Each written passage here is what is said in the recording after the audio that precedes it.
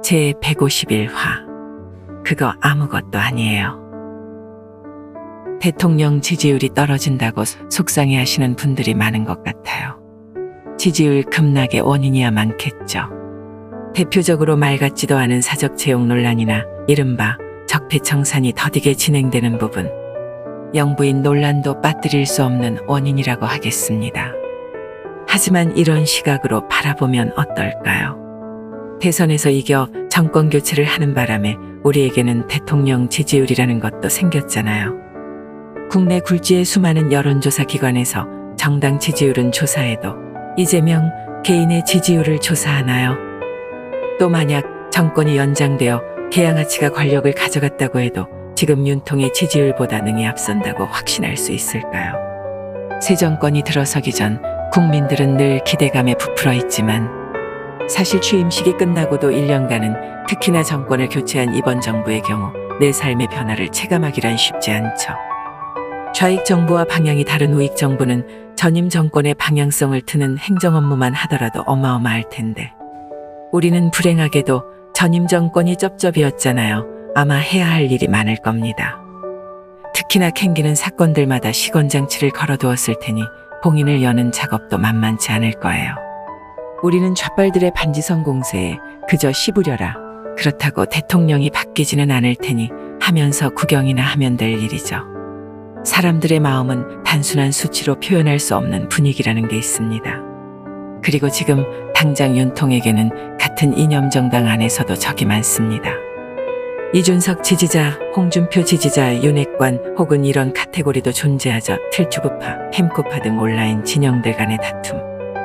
제가 찾아보니까 긍정평가 기준 32%에서 36% 선까지 나오는 것 같은데요.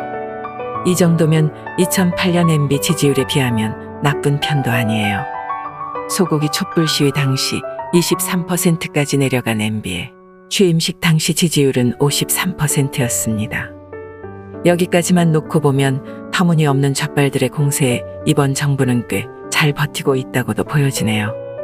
지지율이라는 숫자 때문에 쫄지 마시길 바랍니다. 저 숫자는 여러분들의 마음을 동요케 하고 대다수의 의견에 편입하고 싶어지게 하는 지표에 불과해요. 예를 들어 시간을 거꾸로 거슬러 준다고 해도 민주당이 내세울 대선 후보는 개양아치일 수밖에 없을 텐데 저 지지율 반대의 의견을 보탠 사람들이 전부 개양아치를 찍겠습니까? 정권이 바뀌었기에 해수부 공무원 사건이 재조명되고 정권이 바뀌었기에 북한 어민을 강제 북송시킨 사건의 영상이 공개되고 정권이 바뀌었기 때문에 민주당의 내로남불을 더 많은 사람이 알게 되었습니다. 내로남불 이야기가 나와서 말이지만 요새 고순결이 사적 채용 갖다가 깝치잖아요. 최고의 선거 때문에 존재감 과시한다고 저러는 모양인데 정권이 연장되었으면 저런 내로남불을 사람들에게 알릴 수가 없는 거예요. 우리는 원래 알고 있었다고 쳐도 말이죠. 개양아치는 당대표 출마 선언하면서 연합노소라고 정체성을 분명히 하기도 했죠. 살아남기 위해서요.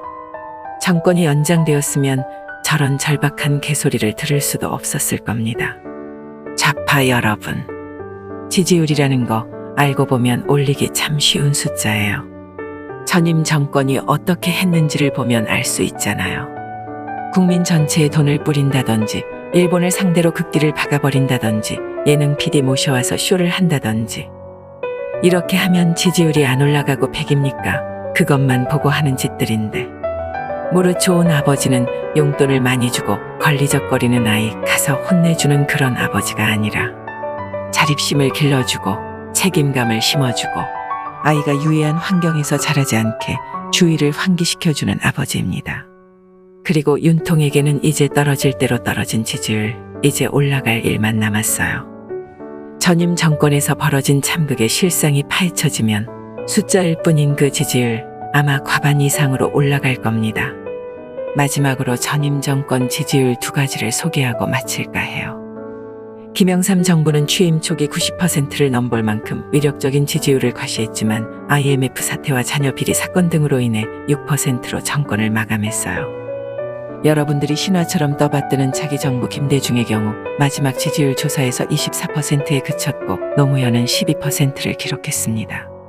자, 다시 한번 윤통의 지지율을 바라봅시다. 지지율. 그거 아무것도 아니에요.